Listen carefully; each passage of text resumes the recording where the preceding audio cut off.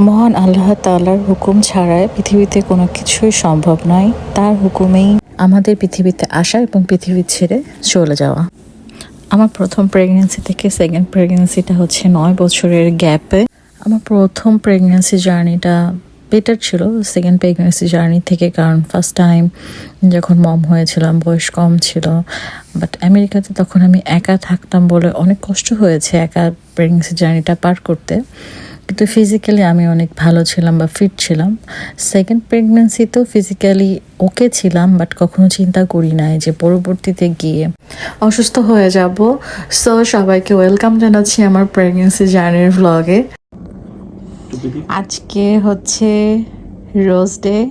সে আমার জন্য কিছু দেয় নাই, আমার জন্য একটা রোজও নিয়ে আসে নাই, বাট তার জন্য একটা গিফট আছে। এই যে গিফট এই বক্সে আছে, তুমি এখন খুলবা এটা। ওকে, আমি নেব না। আমি বক্সটা সোজা করে দিই, এভাবে খুলতে হবে। সো নাও, এটা নাও, এটা তোমার গিফট আছে। বলো কি থাকতে পারে? নাড়ানো যাবে না, তুমি নাড়া দেখতেছো seriously? No, don't do that. Okay, খোলো। খুলবো। বিসমিল্লাহির রহমানির রহিম।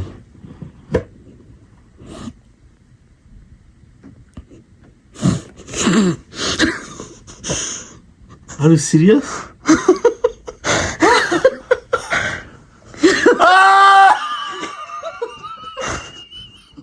আস্তে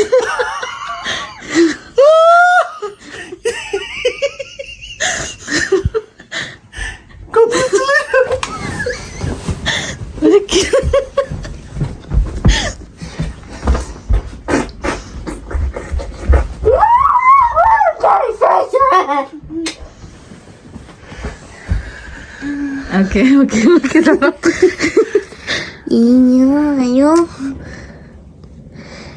তো আলহামদুলিল্লাহ, আমরা তো অনেক খুশি যে আল্লাহ আমাদের সেকেন্ড টাইম বাবা মা বানাচ্ছে। তো পরের দিনই আমরা চলে গিয়েছিলাম ডক্টর অফিসে চেক আপের জন্য। তো সকাল সকাল ঘুম থেকে উঠে আদিকে স্কুলে দিয়ে আমরা ডক্টরের জন্য রওনা হয়ে যাই। তো আমি ডক্টরের জন্য বরাবরই রাবেয়া চৌধুরীকে দেখাচ্ছিলাম, উনি জামাইকাতে বসে এবং উনি একজন বাঙালি ডক্টর। উনি অ্যাকচুয়ালি ফ্লাশিংয়েও বসে, উনি ফ্লাশিং হসপিটালের ডক্টর, গাইনি বিভাগে কাজ করেন। আমেরিকাতে আসার পর থেকে আমার গাইনি ডক্টর হচ্ছে ডক্টর রাবেয়া চৌধুরী। উনি অ্যাকচুয়ালি একজন ট্যালেন্টেড লেডি। আমার অলওয়েজ টাইম বেবি কনসিভে অনেক কমপ্লিকেশান থাকে, যেটা ফার্স্ট প্রেগনেন্সিতেও ছিল, সেকেন্ড প্রেগনেন্সিতেও ছিল। তো আমি ওনার কাছে গত 1 বছর আগের থেকেই দেখাচ্ছিলাম। বাট ডক্টর রাবেয়া চৌধুরী উনি যেহেতু হাই ডিমান্ডেড একজন ডক্টর, ওনার অনেক ডিমান্ড থাকে, উনি বিজি থাকে। তো আমি ওনার পরিবর্তে ওখানে আরেকজন লেডি বসে ওনাকে দেখাচ্ছিলাম। তো যেটা হচ্ছিল, ওনাকে দেখার কারণে উনি আমার প্রবলেমটা ফাইন্ড আউট করতে পারছিল না, যার কারণে আমি আরও বেশি অসুস্থ হয়ে যাচ্ছিলাম।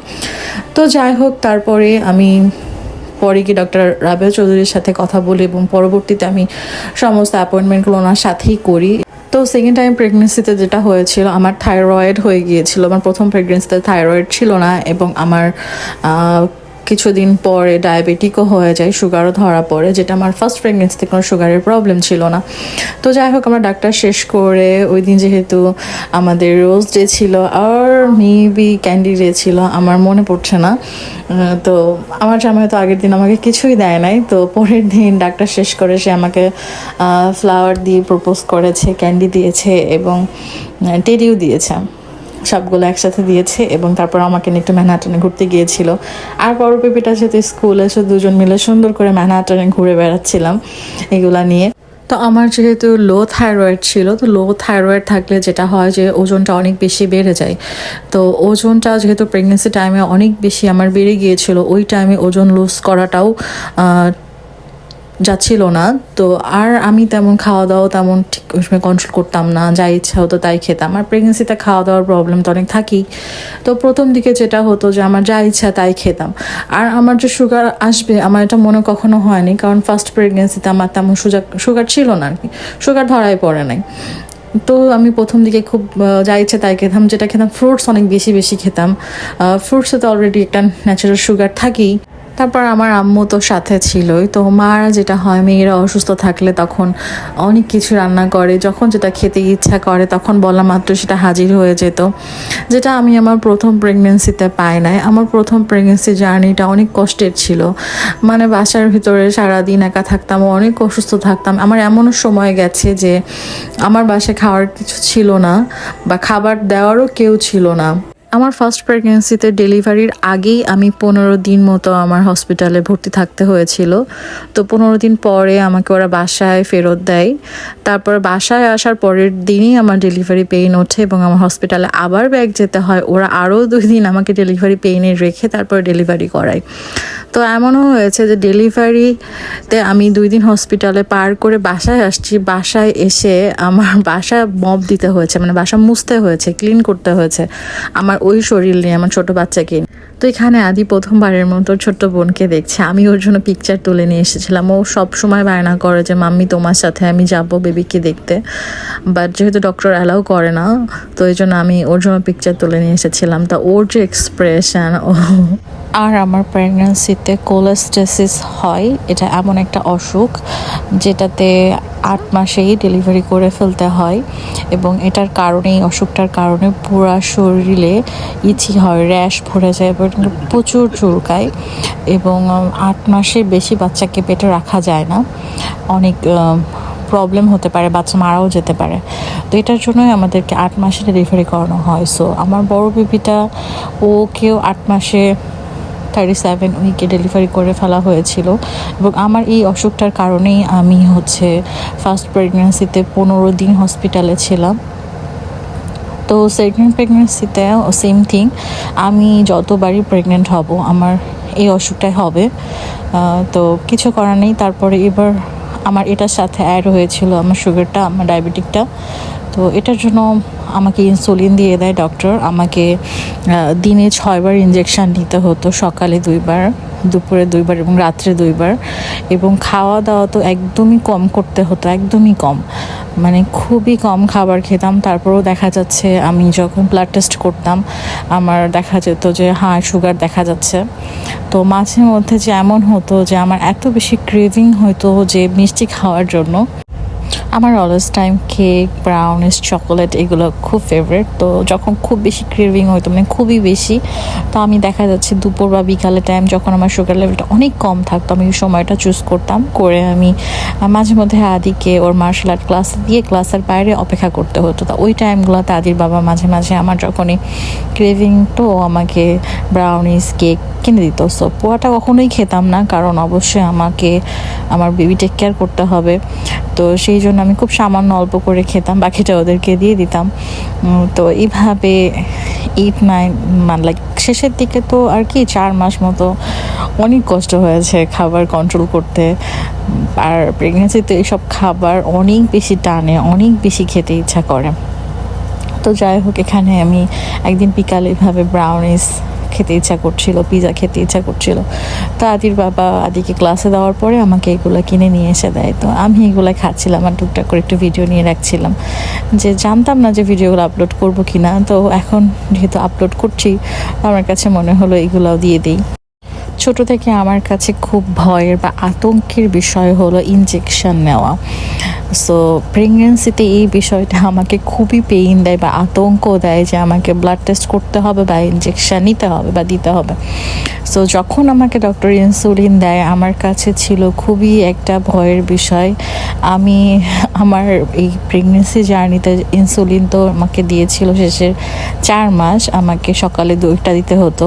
তো আমি 2 পায়ে 2টা ইনসুলিন দিতাম, দুপুরেও 2টা এবং রাত্রেও 2টা, প্লাস আমাকে ফিঙ্গারে আঙ্গুলের মাথাতে আমাকে পিন ফুটা করে রক্ত বের করতে হতো সুগার লেভেলটা টেস্ট করার জন্য। তো সারাদিনে দেখা যাচ্ছে আমি ইনসুলিন নিচ্ছি 6 বার, আরও ব্লাড আঙ্গুল ফুটা করে রক্ত বের করছি আরও আমি 3 বার। আর এগুলো আমাকে কাগজে লিখে ডক্টরকে দেখাতে হতো। তো প্রথম দিকে আমি চুরি করতাম, আমি লিখতাম না। সো একদিন ডক্টরের কাছে ধরা পড়ে ডাক্তার তো আমাকে অনেক বোকা দিচ্ছে। তো তারপর থেকে আর কখনো চুরি করতাম না, আমি ফাইনালি লিখতাম, লিখে ডাক্তারকে দেখাতাম। তো এই ইনসুলিন দেওয়া এগুলো আমি কোনো দিনই দিই নাই। আমার আম্মা বা আমার হাজব্যান্ড ওরা আমাকে ইনসুলিন দিয়ে দিত, কারণ এই যে সুইটা ফোটানো এটা আমার কাছে খুবই ভয়ের বিষয়। তো শেষের দিকে আমাকে যেটা করতে হতো, আমাকে প্রত্যেক সপ্তাহে বেবির হার্টবিট চেক করতে যেতে হতো, বিকজ যেহেতু আমি হাই ডায়াবেটিক ছিলাম। ওরা বেবির মুভমেন্ট চেক করতো, আমাকে স্পেশাল ডক্টরের কাছে পাঠিয়ে দিয়েছিল শেষের দিকে। তা প্রত্যেক সপ্তাহে গিয়ে কীভাবে আমার বেবির হার্টবিট চেক করতে হতো, দেখতে হতো যে সব ঠিক আছে কিনা। আর এর মাঝে আমি বেবির জন্য টুকটাক শপিং করেছি। তো বেবির জন্য আমি যেগুলো কিনেছি সেগুলোর আমি টুকটাক ভিডিও নিয়ে রেখেছিলাম। তো অনেকেই বলে যে কেন ডেলিভারির আগে বা বেবি হওয়ার আগে শপিং করতে হয় না, কি দরকার পরে করো। বাট আমরা যারা বিদেশে থাকি আমাদের কিন্তু সবারকে নিজের কাজ নিজেকেই করতে হয়। সো ডেলিভারির পরে যেটা হয় একটা নিউবর্ন বেবিকে নিয়ে সব কিছু করা মার জন্য কষ্টকর এবং বাচ্চাটার জন্য অনেক কষ্টকর। আর যেহেতু এখানে কিন্তু সব কিছু হাতের কাছে পাওয়া যায় না, আমাদেরকে অনেক ড্রাইভ করে অনেক দূরে যেতে হয়। আর হাজব্যান্ডরা এত কিছু কিন্তু বুঝে না। সো সেই জন্য আগে থেকেই যেগুলো প্রয়োজনীয় সেগুলো কিনে রাখা দরকার। সো আমি শপিং করেছিলাম বেবির হওয়ার আগেই। আমি বেবির যাবতীয় যা যা জিনিসপত্র লাগে আমি অনলাইনে শপিং করেছি। আমি সব জিনিসই বসে বসে ঘরে অ্যামাজনে অর্ডার করেছি। আর যেগুলো দেখা যাচ্ছে যে বেবির ড্রেস আমি সামনে না ম্যাটেরিয়ালস না দেখে কিনতে পারবো না বা কমফোর্ট হবে না হয়তো বেবির জন্য, সেগুলো আমি স্টোরে যেয়ে করেছি। তো এটা আমি অ্যামাজনে অর্ডার করেছিলাম। এটা হচ্ছে স্টেরিলাইজার বা স্যানিটাইজার। এটা হচ্ছে ফিডার জীবাণুমুক্ত করে। তো এটাতে ফিডার ছাড়াও আমরা বাচ্চাদের যে টয়টা দিয়ে খেলে সেই টয়, বাচ্চার ড্রেস, ফিডার এভরিথিং স্যানিটাইজার করা যায়, মানে জীবাণুমুক্ত করা যায়। এটা হচ্ছে টাচ স্কিন। এটা আমার পড়েছিল $150। তো বাচ্চা যেহেতু ফিডার স্যানিটাইজ করতে হবে, তো গরম পানিতে ফুটানো আমার কাছে খুব ঝামেলার মনে হয়। তো আমি যেটা করি ওইটাতে আমি আগে ফিডারটা ওয়াশ করে নিয়ে তারপরে জাস্ট ওটাতে দিয়ে ওইটার একটা সুইচ আছে, অটো সুইচ, ওইটাতে আমি অটোতে চাপ করলে অটোমেটিকলি ওটা জীবাণুমুক্ত হয়ে যায়। ওইটা টাইমিং থাকে যে 60 মিনিট বা বিভিন্ন আর কি টাইম ওখানে থাকে। আমার সুবিধা মতো আমি ওটাতে প্রেস করলেই ওটা জীবাণুমুক্ত হয়ে যায়। আর এখানে আমি একটা অর্ডার করেছিলাম ব্যাগ, বেবি ডাইপার ব্যাগ। এখন তো বেবির ব্যাগ বা আমার ব্যাগ, একটাই ব্যাগ আমাকে ক্যারি করতে হবে। তো আমার দুইজনের কথায় মাথায় রেখে আমি এই ব্যাগটা অর্ডার করি। এটা ডাইপার ব্যাগ হিসেবে ইউজ করতে পারবো। এটার অনেকভাবে ইউজ করা যায়। আমি পিঠে নিতে পারবো, ঘাড়ে নিতে পারবো, হাতে নিতে পারবো, অনেকগুলো অপশন ছিল। আমার এটাতে দাম পড়েছিল $50। এটাও আমি অ্যামাজন থেকে নিয়েছি। আর এটা আমি নিয়েছিলাম ফিডার ওয়ার্মার। এটাতে হচ্ছে পানি গরম করা যায় এবং সেই গরম পানি দিয়ে মিল্ক রেডি করা যায়। সো আমার বাসা যেহেতু ডুপ্লেক্স, তো আমার উপরে নিচে বেবির এভরি টাইম ফিডার আর পানি গরম করতে যাওয়া খুব কষ্টের বিষয়। তো আমি এটা আমার রুমে নিয়েছি। এটাতে আমি পানিটা গরম করে ফেলতে পারি, ফিডারে রেখে দেন ওইটা দিয়ে মিল্ক বানাই। তো এটাতে আমার দাম পড়েছিল $40 মতো। এটাতে টাইম আপ ডাউন করা যায়। তো এটা হচ্ছে অনেক হেল্পফুল। এটাতে কিন্তু সসও গরম করা যায়। বেবি সসগুলা যারা আমরা দেশের বাইরে থাকি আমরা জানি যে কাচের বোতলে আসে বা প্লাস্টিকের বোতলে। তো প্লাস্টিকের বোতলেরগুলো আমি পানিতে দিই না, কিন্তু কাচের বোতলে যেগুলো আসে ওইগুলো আমি গরম পানিতে দিয়ে একটু ওয়ার্ম করে নিই, দেন বেবিকে খাওয়াই। আর এখানে এটা আমি অর্ডার করেছিলাম ওয়েট পেপার ওয়ার্মার। যেহেতু আমাদের এখানে অনেক ঠান্ডা থাকে, তো ওয়েট পেপার ঠান্ডা হয়ে যায়, ওইটাতে বেবি ক্লিন করতে গেলে মাঝে মাঝে বেবিরা আনকমফোর্টেবল ফিল করে, ওদের ঘুম ভেঙে যায়। তো এটা হচ্ছে ওয়েট পেপারটাকে গরম রাখে। তো এটা আমার দাম পড়েছিল $35 মতো। এটা হচ্ছে ইলেকট্রিক। আরও অনেক কিছু বেবির জন্য শপিং করেছিলাম বাসাতে বসে অনলাইনে, বাট যেগুলো খুবই হেল্পফুল সেগুলো আমি আপনাদের সাথে শেয়ার করেছি। আশা করি যারা নতুন মা হচ্ছেন তাদের এগুলো একটু হলেও হেল্প করবে। আর এই তো এটাই ছিল আমার ভ্লগ। নেক্সট টাইম আবার কোনো একটা ভ্লগ নিয়ে চলে আসবো। সবাই আমাদের জন্য দোয়া করবেন। আল্লাহ হাফেজ।